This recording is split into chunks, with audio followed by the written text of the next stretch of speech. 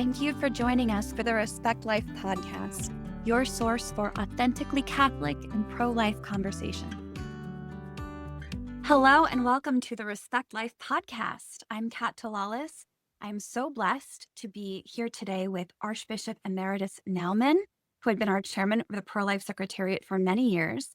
He is here to talk to us about Advent and also about something that I know is very special to his heart, which is walking with pregnant women in need, the Walking with Moms in Need initiative, and what it really means to be Christ's hands and feet on this earth to vulnerable pregnant and parenting moms. Welcome, Archbishop Naumann. Thanks, Kat. Good to be with you and with your listeners and viewers. Thank you so much. So we are here in the middle of Advent. This is going to be published hopefully before Christmas, which is great.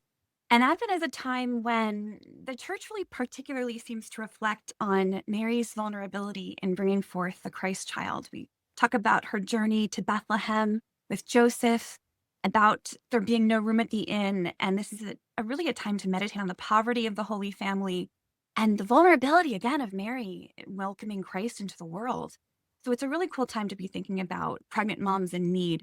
But I know that for you, this is something that you've cared about seemingly for much of your life. It's something that characterized your priesthood and then later your chairmanship of the Pro-Life Committee of Bishops.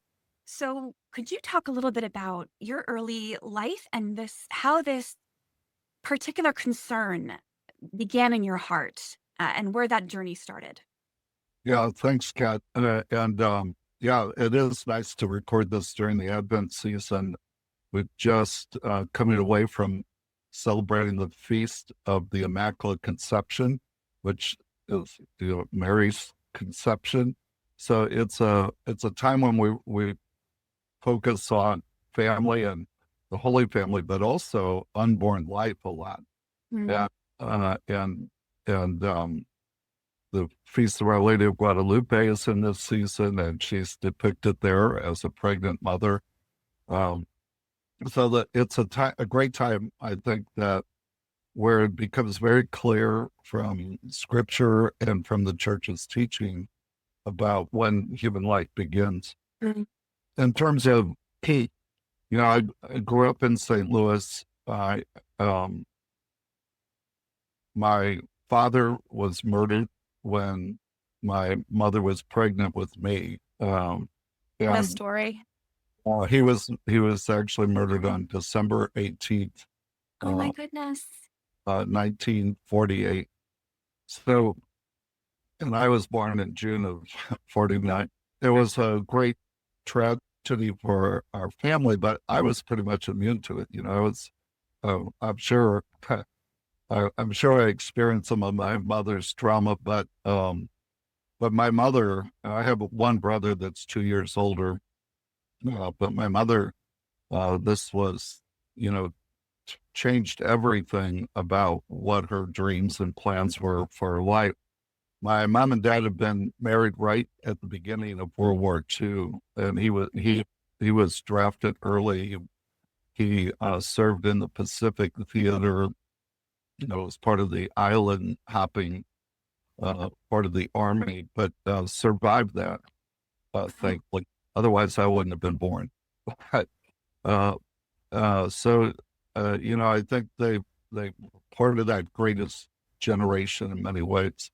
His passion was baseball, although his faith was very important to him as well. My mother had told me at one point that he wanted to change jobs right before he died, so that he could go to daily mass.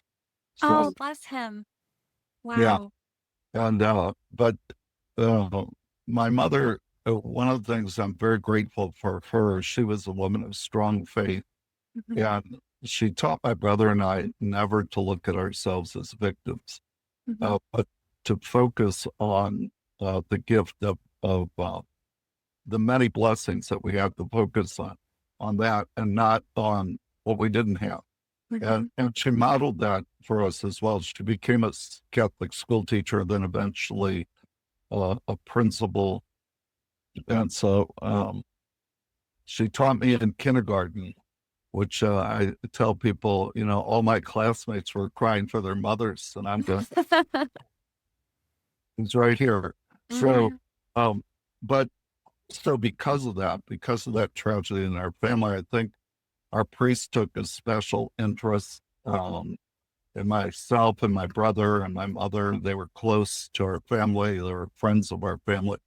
So Mhm. I grew up admiring the priests in our parish, and our pastor back then, who I thought was ancient and Mhm. probably younger than I am now, but he was occasionally would take us with him on his day off and Mhm. visit the parishes where he had served previously. And Mhm. it was kind of natural for me to think about the priesthood. And it was a different era. So I went into the seminary in high school. And, Wow. and but it wasn't today there's hardly any high school seminaries in the United States. But back then, that wasn't true. I was one of 500 young men that were in this high school seminary. By my junior year in St. Louis, they built opened up a second high school seminary because they were turning so many young men Oh, away. there's The culture. So this is like yeah.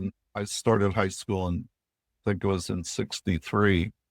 Um, so the culture it was vastly different then in Mhm. terms of locations, and the culture really supported, almost every Catholic young man to think about the priesthood. But I certainly didn't know that I was called to be a priest at that point, but I was interested. I was open to it.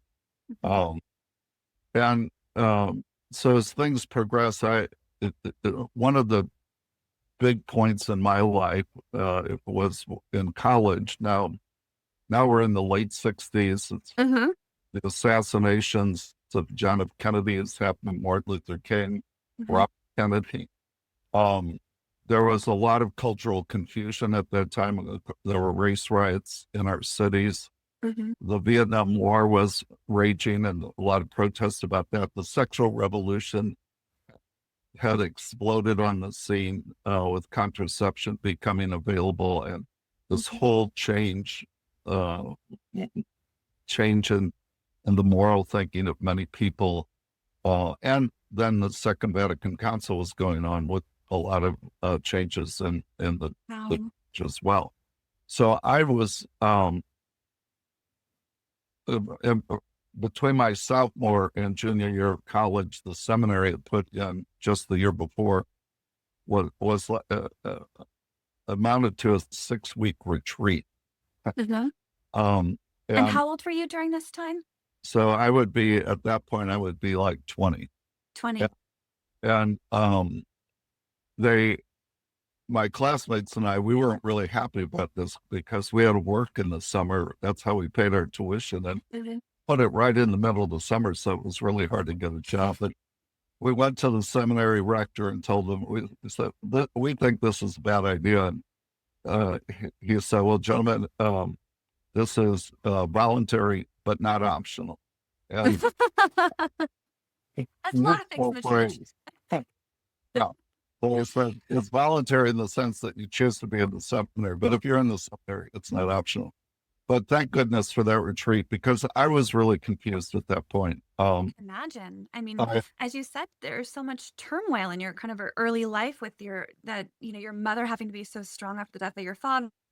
You kind of come into the seminary just as the church is radically changing. So each time, you're kind of coming closer to your vocation, there's some more stability. These things are happening to drastically change those environments. and I was really, I was questioning everything. Of course, that was a motto at the time: question everything. Oh, right. I mean, don't trust anybody over 30. That was one of the Oh bump. my gosh. Yeah. Um, uh, so I was questioning my faith, and so this 6 week uh, period, it started with an 8 day silent retreat, which I had never been silent that long. Neither of my classmates either. But it was a great act of providence for me because I remember going into the retreat master early in the retreat, and I said, I'm pretty confused. And he said, oh, you don't know if you're called to be a priest? I said, yeah, I'm not sure about that, but I'm not sure if I believe in God, if there is a Wow. Jesus is his son. And he said to me, Fundamentals. said, "You are very confused." And, but he pointed me to the 11th chapter of Luke's gospel, and he said, "I so between the conferences, I want you to spend time in the chapel, in front of the Blessed Sacrament, and I want you to read Luke 11, where the disciples asked Jesus one of their better questions. They asked a lot of bad questions, but they asked him, teach us how to pray." And so it's Luke's version of the Lord's Prayer. But then after that, there's this parable about the man who his neighbor has an unexpected guest, and he comes banging on his door in the middle of the night to get some bread, and Mm-hmm. doesn't want to give him the bread, but he gets up because of the man's perseverance. And Mm-hmm. one of several passages where Jesus talks about the importance of perseverance in prayer. And so what the retreat master said to me, he said, I want you just to spend time banging on God's door. On God's door, ask him to reveal himself to you, Mm. and to make his presence felt. And so that really was transformative for me. I came out of that 8 days with an experience of, even though I, grew up in a family where we prayed the rosary every night, and daily mass was expected of us. But for the first time, I really felt uh, the presence of God in a powerful way. And by the end of the 6-week period, I was convinced that the most important thing I could do with my life would be to bring others to encounter Jesus in this way. So, so fortunately, I had 6 more years of seminary formation to see if the church agreed with that. And fortunately, in 1975, I was ordained a priest in St. Louis. And yeah, so That is yeah, so interesting. I've known you for many years now, and I had known some about your early history, with the loss of your father when you were still in the womb. I heard you talk about your mother and her strength, just being a kindergarten teacher, and somehow raising you and your brother and giving you the faith. But I didn't actually know about your struggles in faith and in early seminary in your teen years, which makes so much sense with as the world is changing, your own family structure and all these things kind of being very vulnerable, and you having the kind of questions that a lot of people have, even those who might be coming from Christian homes, that you had kind of been in this place of not even being sure that God is there or listening, or that Jesus is his son, the idea of the incarnation not being something that you were sure you accepted. And yet somehow in that period of 8 days of silence and prayer and experiencing that persistence in prayer, as the priest said, through that, God showed up and showed up big enough where you're like, yeah, this is what I'm supposed to do. I mean, that's quite a turnaround. yeah, yeah. No, it is. It's amazing as I look back on God's providence and in all of that. And also, I mean, I think it does help me to relate to people that struggle with faith. Hmm. I understand that, and understand struggling with tragedy Hmm. as well. But Yes. and also that I learned that what I think might be best isn't always the best. So I'm glad the seminary rector said this is not optional. That's So true. That's a key part of the story, right? These major inconveniences that somehow turn into something necessary. yeah, Wow. And so I know that for those of you who don't know Archbishop Naumann too well, one thing that is really cool about Archbishop Naumann is how many different people do seem to relate from him in his diocese. And he connects with, everyone from the more, I would say the more conservative Catholics to to people in the urban environments. He really is someone who his heart reaches all parts of the church. What you say about your story is so true. I mean, it seems like such a unique preparation that you can go to most people in your diocese, whatever their socioeconomic status, whatever their history or background, no matter how much trauma is in it, and have something that you personally relate to. That is really extraordinary. And I know that has related to your heart, for pregnant and parenting women. I think I had heard that when you were a priest, you were involved with pregnancy care ministry. Is that true? Um, what's say that again, With Kat? with pregnancy care ministry and working with moms, in need. I think I Yeah. heard that. Yes.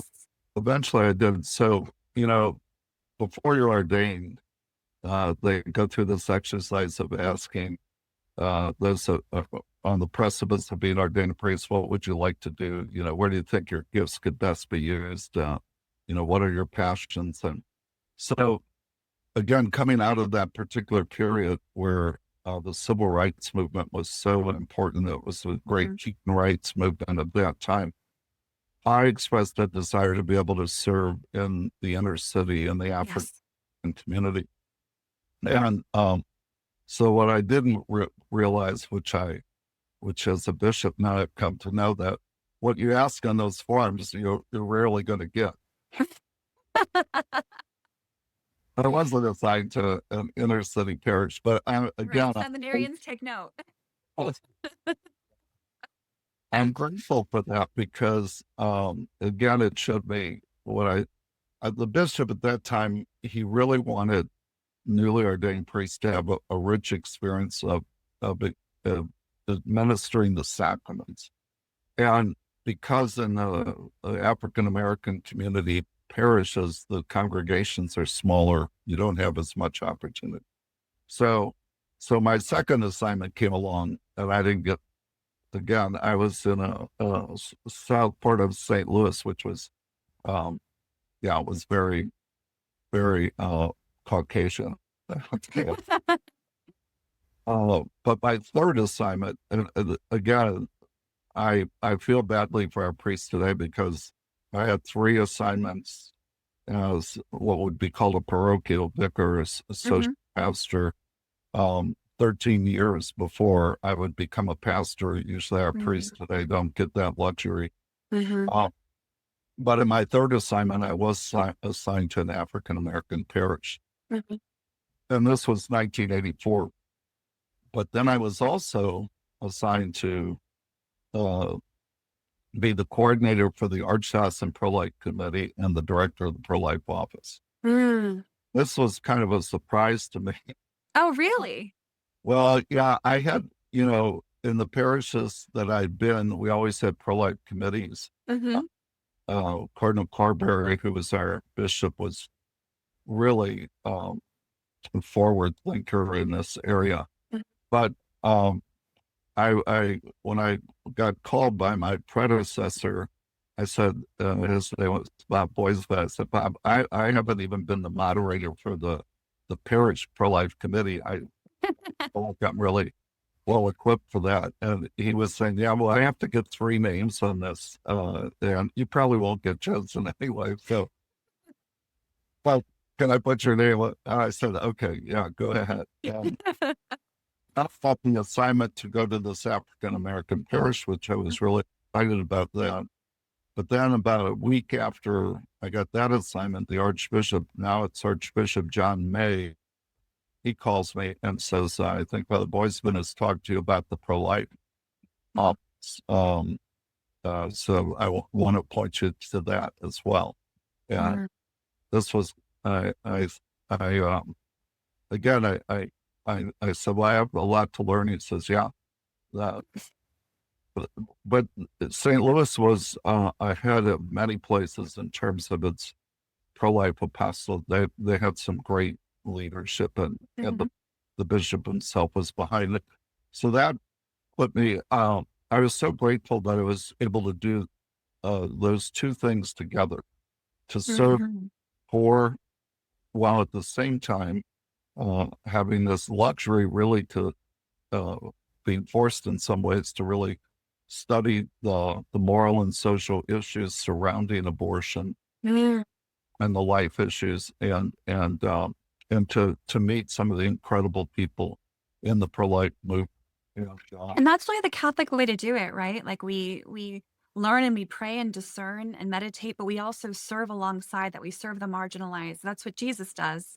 And Yeah. so it is it's very cool that it is very cool that both those opportunities happen around the same time. And honestly, help explains a lot to me about your particular heart and perspective on pro-life issues. Makes a lot of sense. No. Yeah. Yeah. Yeah. It really was a blessed time. And in the African American community, um, it's such a beautiful community, and I grew in so many ways through that. They make you better preachers Oh because yeah, they demand it. yeah, They have great preaching. they if they're with you, if Yeah. you're resonating, yeah, they're expressive in that way. And also they probably taught me a bad habit, because if you didn't preach for at least 20 minutes, Mhm. you were working very hard.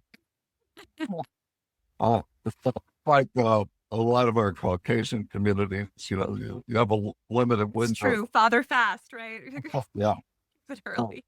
but but yeah, also there, I've encountered in some of the, because people would ask me about the pro-life.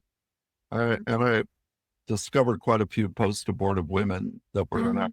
community, and wonderful women who'd had Yeah. convictions of faith. But um, and so yeah, the two things were very complementary. And sadly, sometimes in the church, those that are involved with the justice issues, Mhm. and the pro-life issue, which is a justice issue too, but Yes. sometimes we don't interact a lot. And Mhm. part of it's because of the politics. Um, Mhm. That's such a shame. yeah, It really is. We've tried a lot. We'll talk about Walking with Moms in Need in a minute or two, but that's one thing we really tried to do with Walking with Moms in Need is to bring those those all together. And I know we've had a relationship in the past with the National Black Catholic, or not just in the past. We still have that relationship, yeah, but we've consistently had a relationship with the National Black Catholic Congress and with Catholic Social Ministries Gathering and different kind of groups that focus on issues, particular to the African American Catholic community, and other things that be more associated with social justice. But really, I mean, we're meant to be together and united in yeah. Christian ministry and love and care and service to the vulnerable. And as you said, pregnancy care ministry is a great way to do that. I'd love to talk. So how long did you get to have this experience of working at this with the African American parish and at the same time doing pro-life? How long did that last? So it spanned over two assignments, parish assignments. So I was in that first assignment. I was a parochial vicar for 5 years, and then um, I was transferred and made a pastor. But again, it was in a predominantly African American community. Mhm. Um, and I was at that parish for like 6 years. Uh, Mhm. and at which point I got another surprise. I was appointed a vicar general in St. Louis at that point. But, one of the things that when I came into the pro-life movement was almost simultaneous to when Project Rachel was just starting Mhm. in Lucky. And Mhm. Keith Thorne, God rest her soul. Uh, I remember the very first pro-life directors meeting I went to, she spoke about Project Rachel.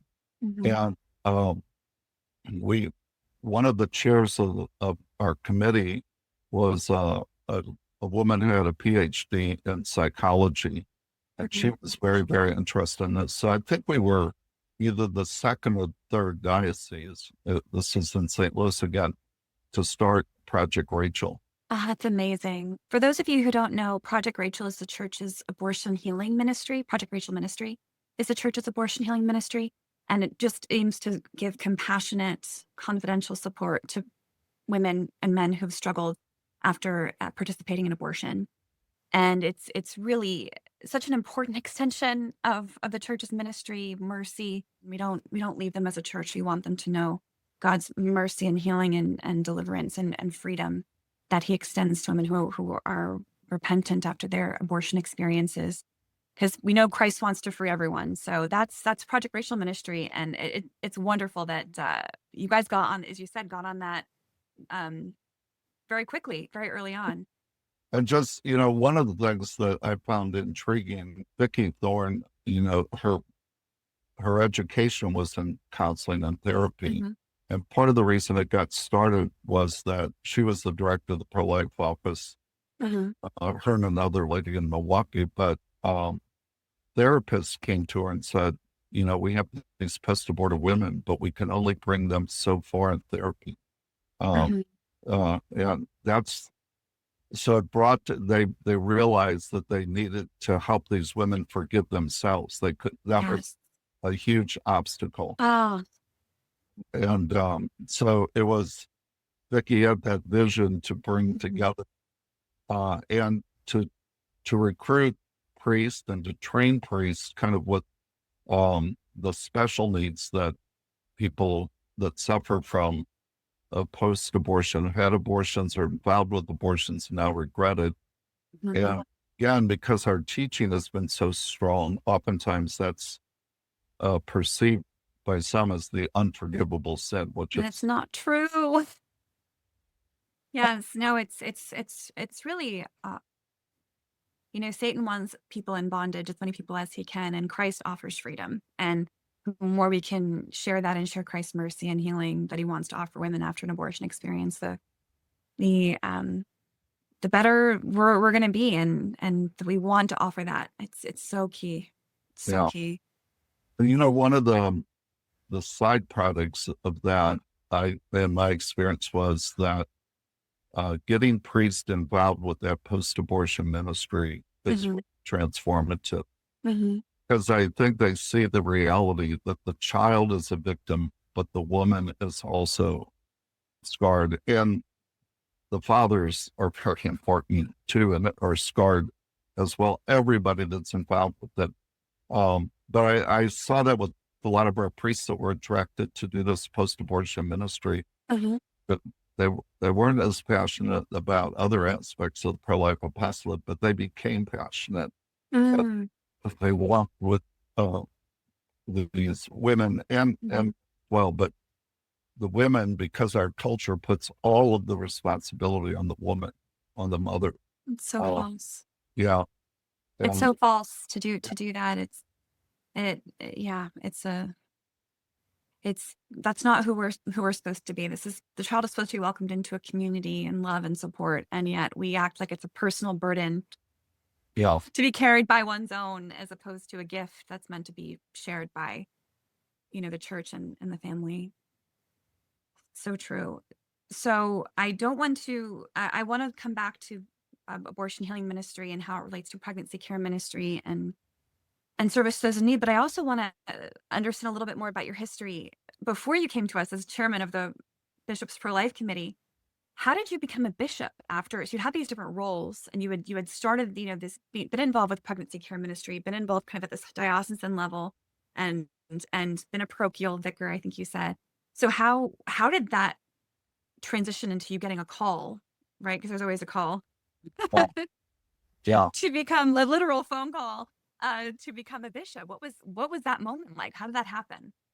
yeah. So, in 1994, I think it was, St. Louis got a new bishop. Our Archbishop May um, had brain cancer, and the new bishop was then Archbishop Justin Regali, Cardinal Regali, who was a, um, a native of Los Angeles, a priest from Los Angeles, but had spent almost his entire priesthood in Rome, Mhm. uh, and became secretary to the Congregation of Bishops, which is the group that advises the Pope on the appointment of bishops. So Mhm. he knew that process very well.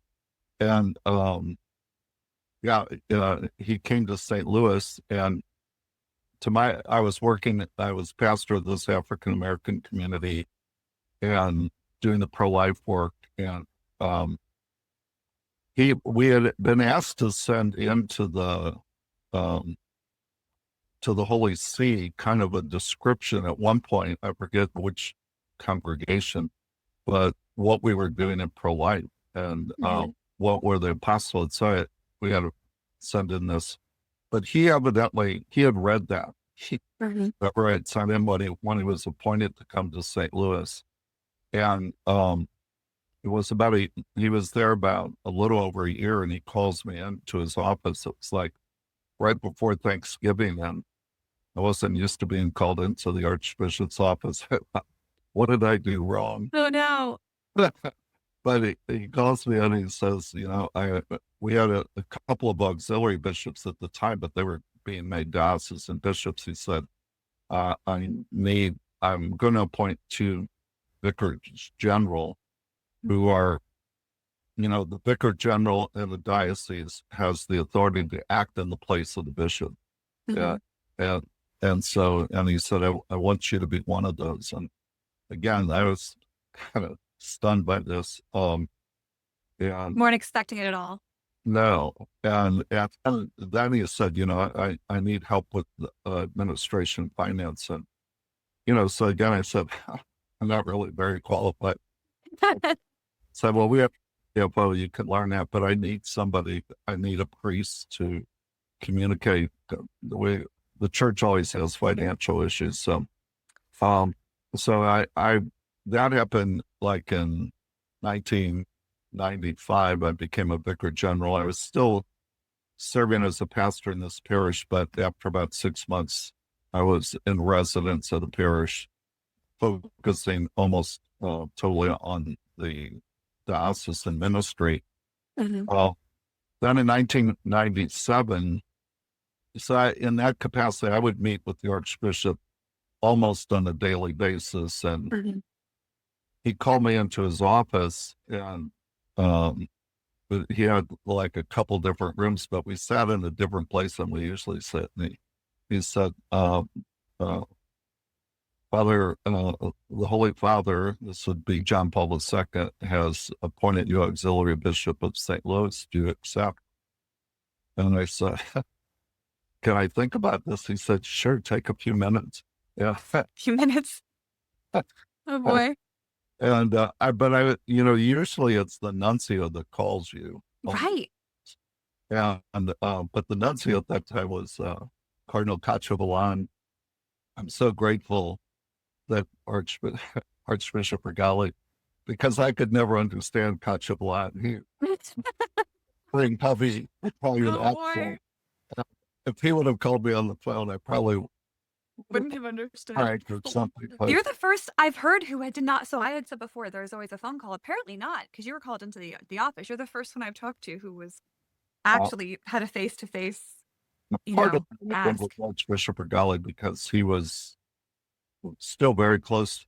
The prefect for the congregation of bishops at that time was an African cardinal, and Cantine, and but anyway, that's kind of how it transpired. So then, of course, as an auxiliary bishop, you assist the.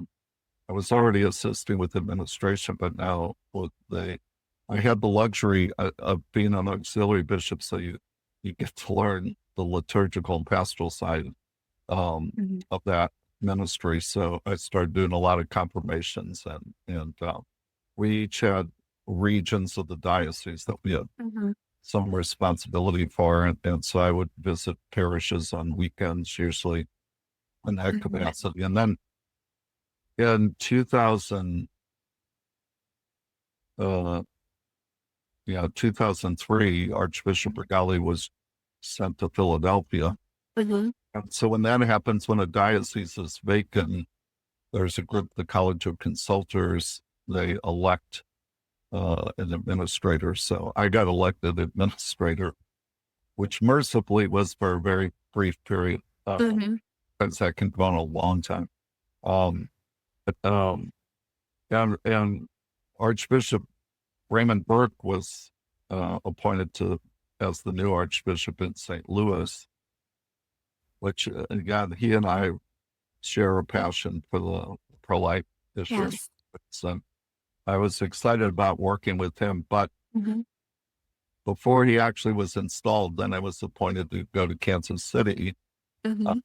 at that time as a coadjutor archbishop. So the current bishop was still in office, but it's usually with an understanding in about a year or so he's going to retire and then you succeed him. But again, that was a great blessing because it gave me about 9 months Mhm. to before I had the full responsibility to learn the diocese and people and places. And It seems like you've had these different all your experiences sort of prepared you. You kind of had different kind of layers of training wheels for a little while before you were given this kind of awesome responsibility. And what's interesting, we've talked to bishops who they were kind of similarly. I mean, no bishop we talked to thought they were actually going to be a bishop or archbishop. yeah, None of them ever yeah, thought that. But some of them had, had been given certain positions of authority or certain kind of, thing. But some it was totally out of the blue, like completely, where they're kind of just a pastor and they're like, what kind of call did I just get? Uh, but for you, it does seem like you had this experience as an auxiliary bishop. You had the kind of a little lead time to kind of get to know the diocese before you were made Archbishop of Kansas City. So you were able to kind of did you feel like you could kind of at that point hit the ground running when you finally became an archbishop, or was it still kind of a stunning new responsibility? it's stunning. I had never lived anywhere else in St. Louis. All my education, everything had been Mm, in Louis. So I used right. I hadn't gotten far in life, but then I went to Yeah. cities. So I got 250 miles further in life. Uh, here. The dioceses aren't really that far apart, but and there's a lot of similarities um between the two, but each has its own unique culture. And Mhm. yeah, it takes me a while to get to know the people and the culture. And but I was blessed with some really excellent priests and excellent staff when I started.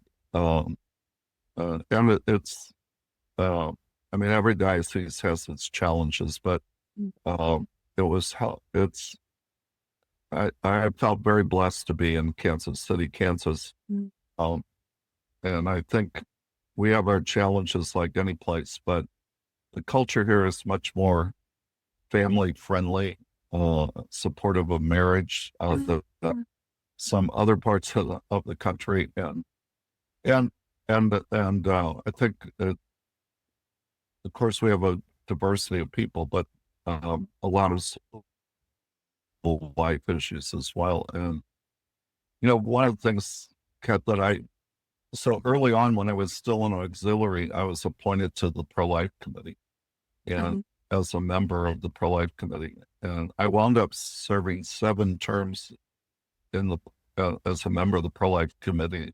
A lot. Yeah, a lot. We work them very hard. For those of you listening, we work them No, very but hard. it's a tremendous blessing. I mean, our staff with the pro-life secretariat is incredible. And um, that was a blessing. But yeah, it was because of my experience in St. Louis with Mhm, pro-life that I think that's because whoever's elected committee chair chooses the members. And mhm.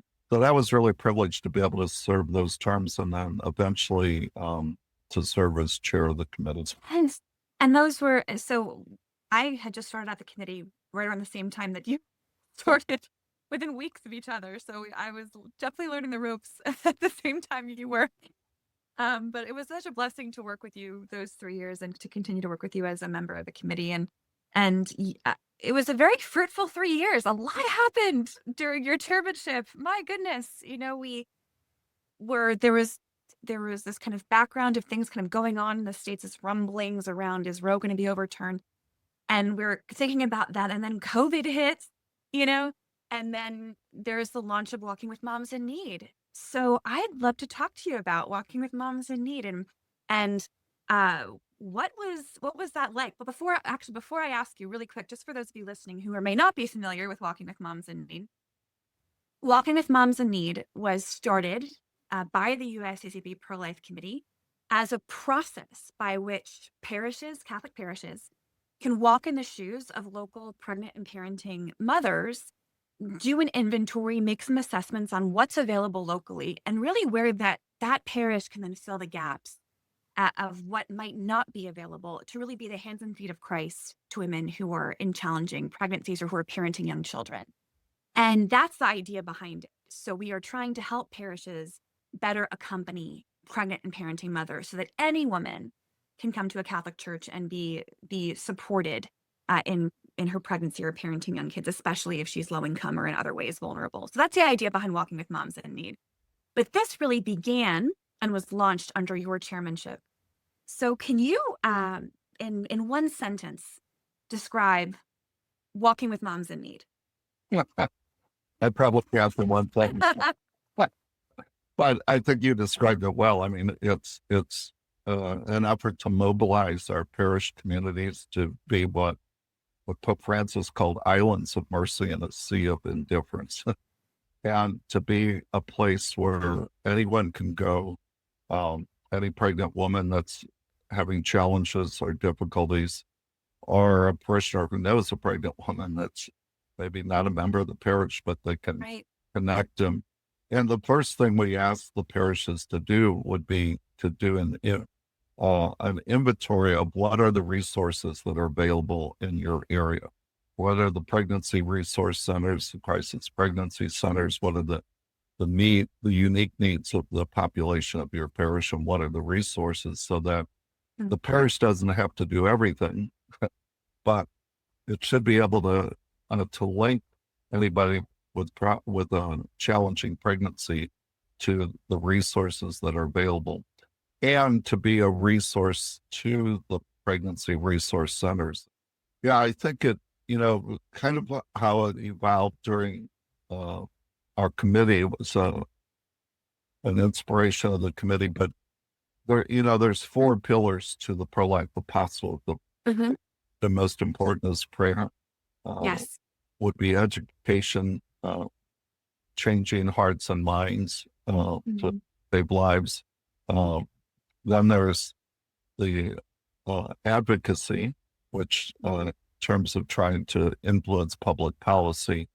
But the final one is the pastoral one, under which comes, surrounding with a community of care those that are experiencing a difficult pregnancy. And Project Rachel's another part of that Yes.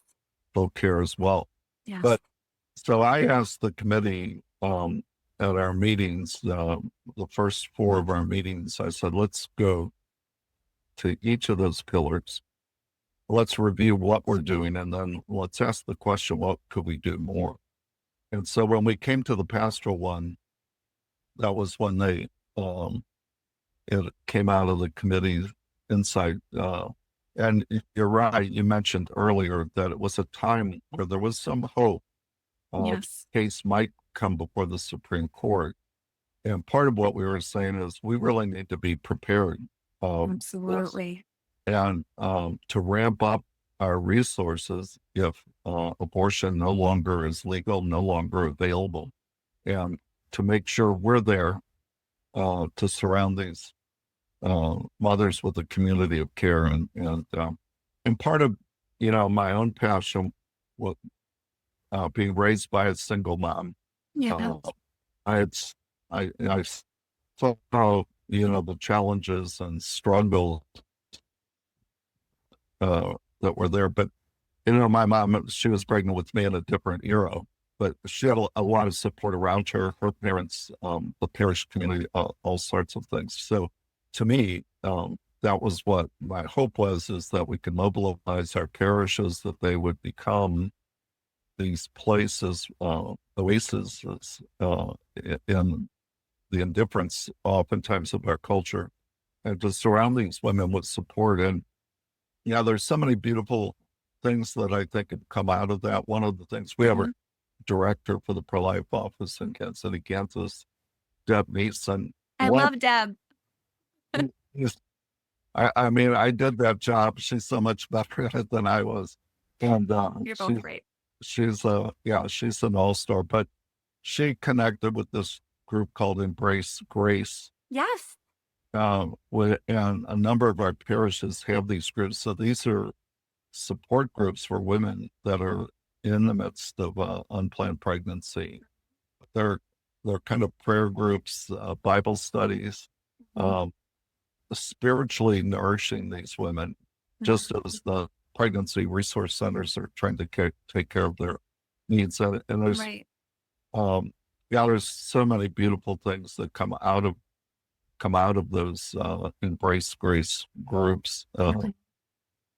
Yeah, so yeah, Well, and that's the vision, right? Is that the parish is uniquely positioned to offer the spiritual resources, connections to material resources, and accompaniment in all of that. And that's really where we're so uniquely positioned as the church, because we are the body of Christ, right? And so that means we minister to each other, spiritually through prayer and encouragement and growing in the faith, and also in the practical and material senses as part of Christ's family. And you mentioned an interesting fruit earlier of walking with moms in need, which is the pregnancy care centers. Like, that relationship has been so strengthened, and that's really the goal. I think something that's a really common misconception when we tell people about walking with moms in need is like, well, we're already doing that. There's a pregnancy care center and we have a ministry.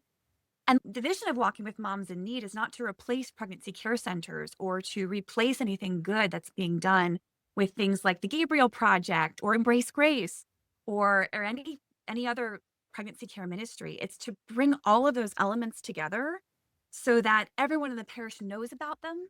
And so we can also see maybe where the potential gaps might be. Like, maybe you're already doing the Gabriel Project, but maybe you need more volunteers and not enough people know about it. Maybe you have this Embrace Grace group, but you also need people to drive women to doctor appointments because maybe they don't have a car.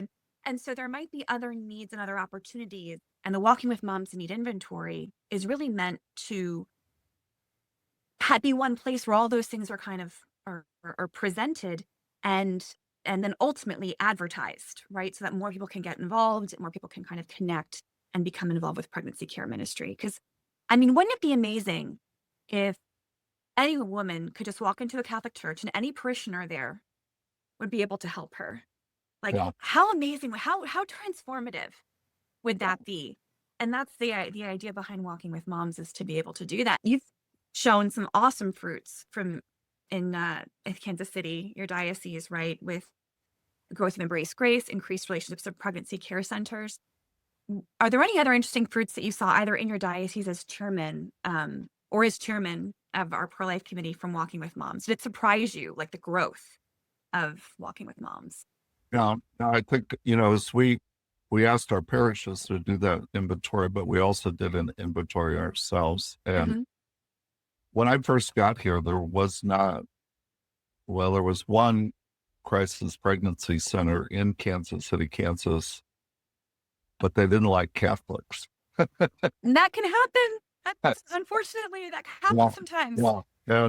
But eventually they actually went out of business as um but that was one of the things that I had said. This was before um walking with moms, but I told our pro-life director we need to get pregnancy resource centers in Kansas City, Kansas, which is it's one of the poorest parts of our archdiocese. Mhm, And there's a lot of richness of mhm, things that are good there, but there's a lot of poverty in the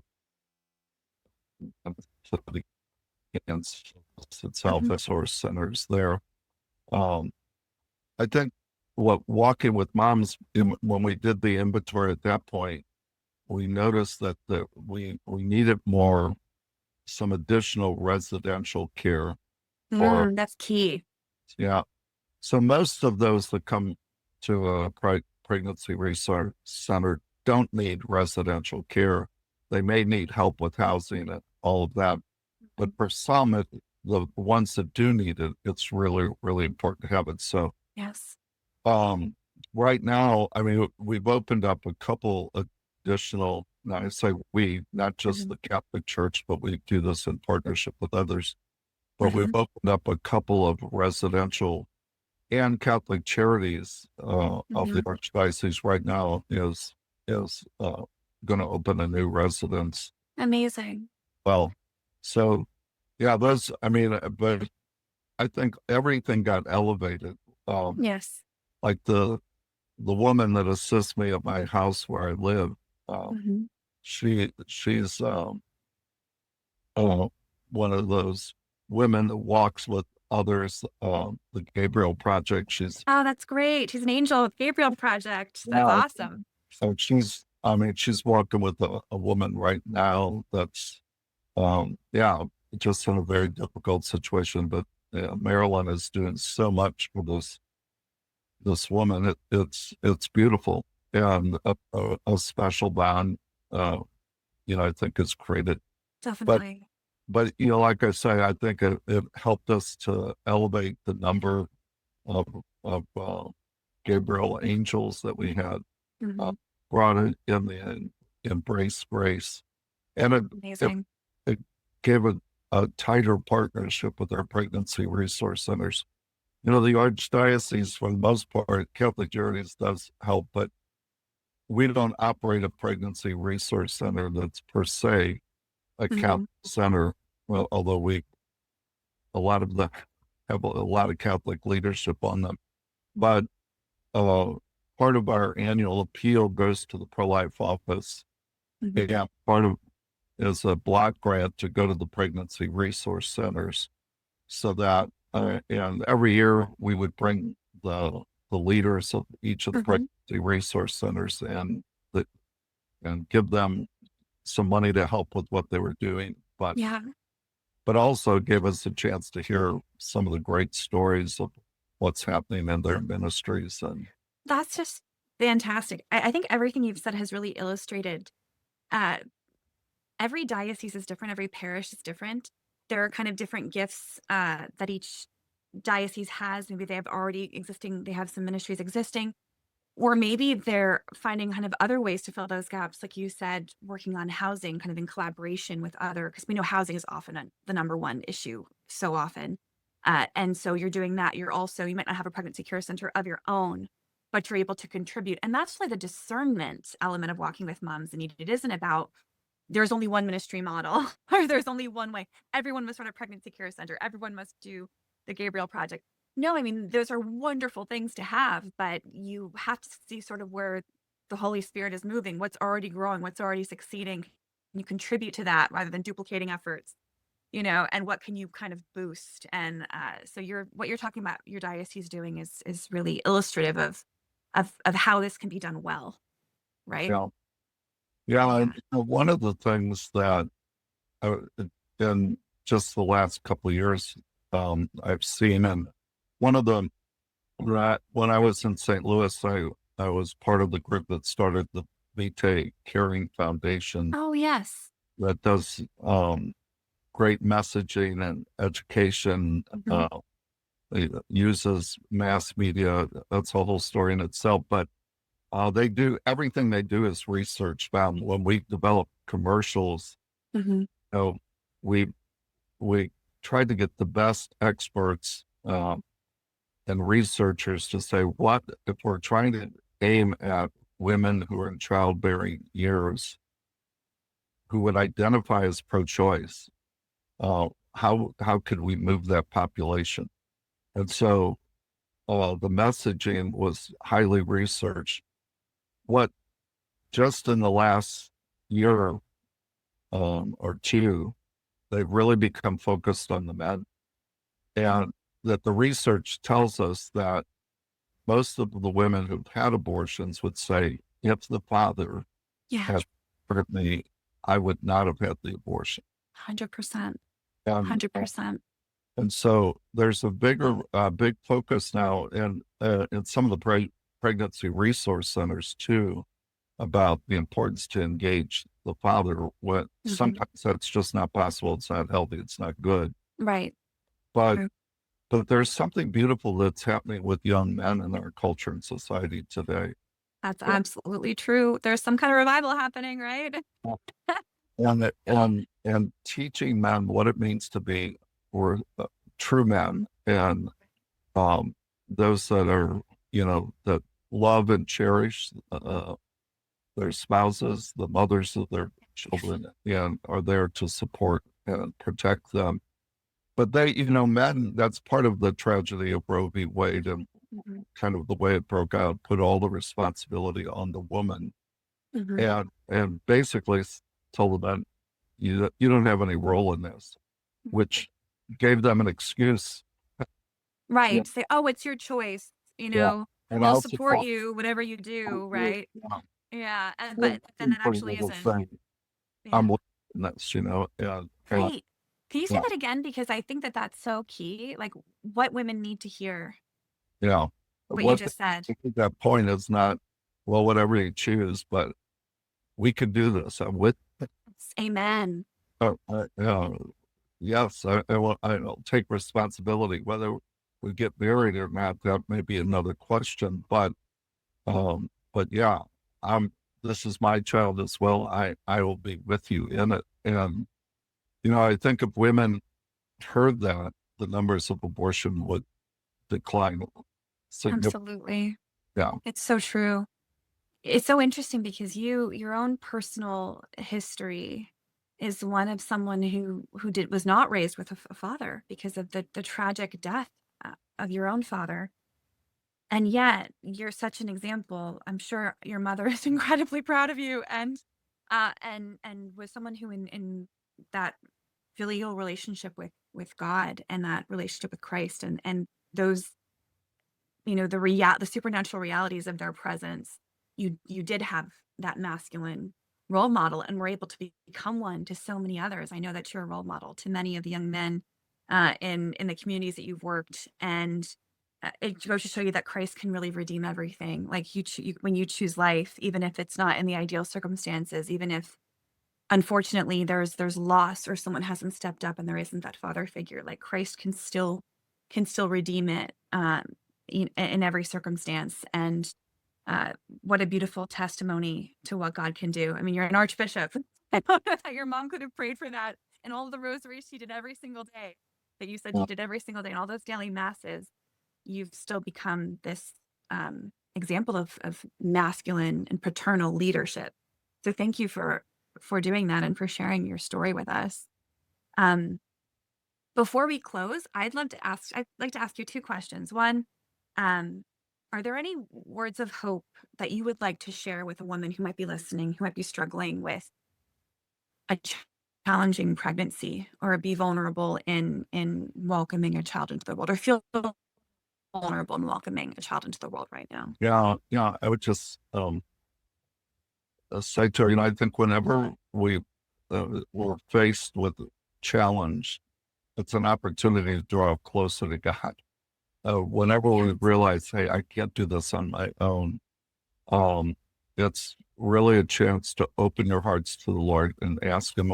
One of the things in the BT Foundation in our early messaging was the thing that our research said is, let's give women the message you can do this. Mhm. Uh, and that's what I would say. And the church is there. We want to surround you with all that we can do. Come to the Catholic Church. One of my heroes in the pro life was Cardinal O'Connor, Mhm. the late Cardinal O'Connor of New York, who decades ago said to women, if you're pregnant and you don't think you can support your child, come to us. We will help you. We will support you. So I think walking with moms in need has been kind of an answer to his challenge to the church back then. And so yeah, we want to support you and help you um, to be able to make a choice. Not only that will bring this new life that's within you into the world, but a choice that you'll be able to live with for a lifetime. And Amen. and parenthood, motherhood's not easy, Right. but Jesus didn't promise it's easy. But what he promised is we'd never be alone, and Yes. he'll be with us, and we want to be with you. Mhm. Whatever the challenges are, we want to work with you to help you find solutions to that. That is such a beautiful message. It's like, we're with you, but we're always going to be with you. We're never going to drop you. Yeah. Uh, I think that's really key.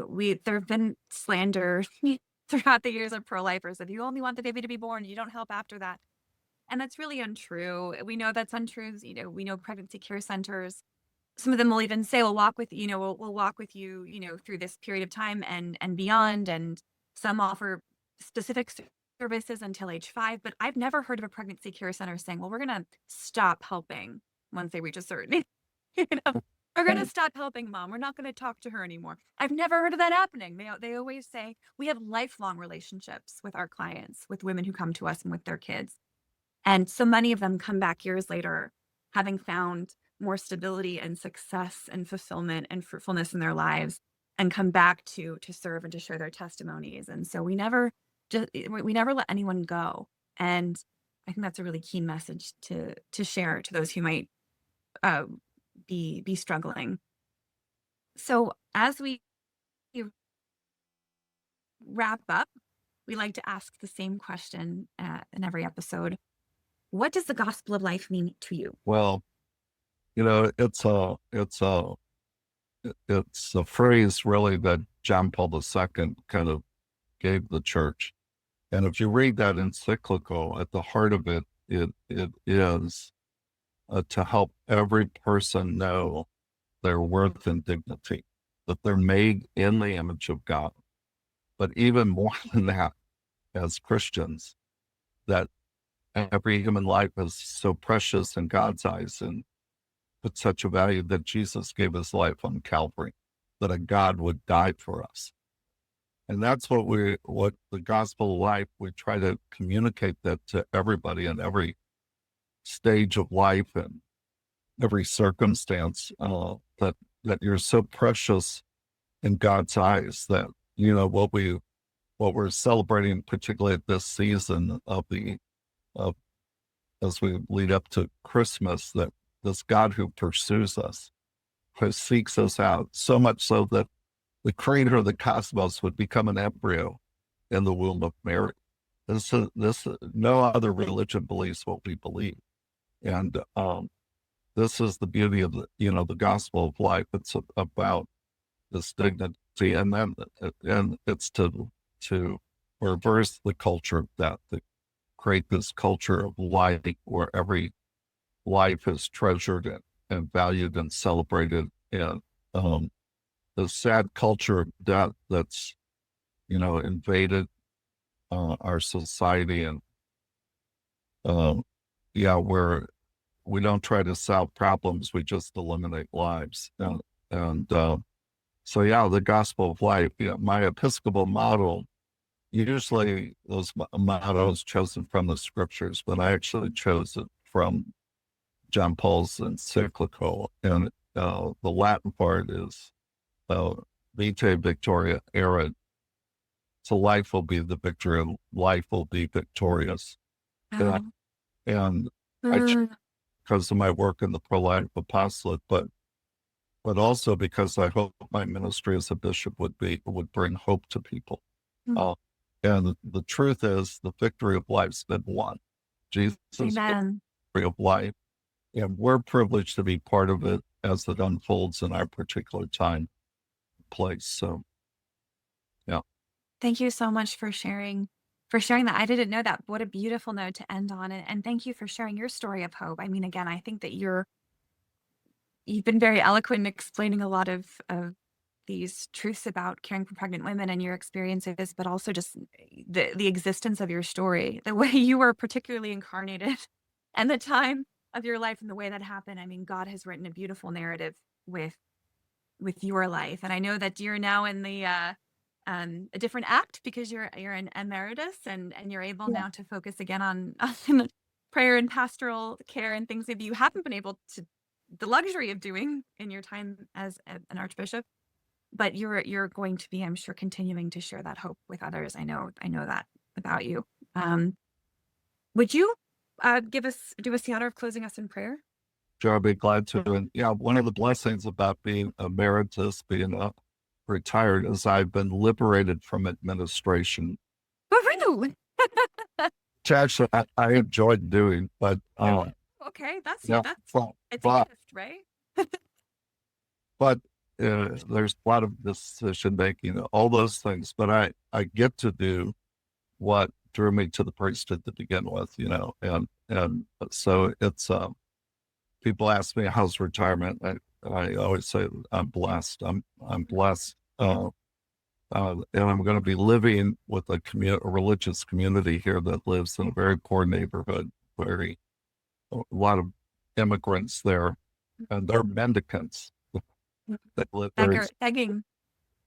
begging community, but they're filled with joy and they celebrate the liturgy beautifully. So I'll be blessed there too. But so Heavenly Father, we thank you. We thank you for this technology that allows us to reach many people, and we just pray that this podcast today would be a source of hope and encouragement to so many that are working in the pro-life apostolate movement.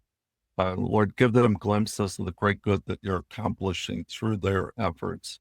Help them to know how precious they are, and how you're making them instruments of proclaiming this truth of your love to the world. We ask you to bless those that are in difficult situations at this time, and just reveal to them again that you're with them and that the church is with them. We ask your blessing, Father, Son, and Holy Spirit. Amen. Amen.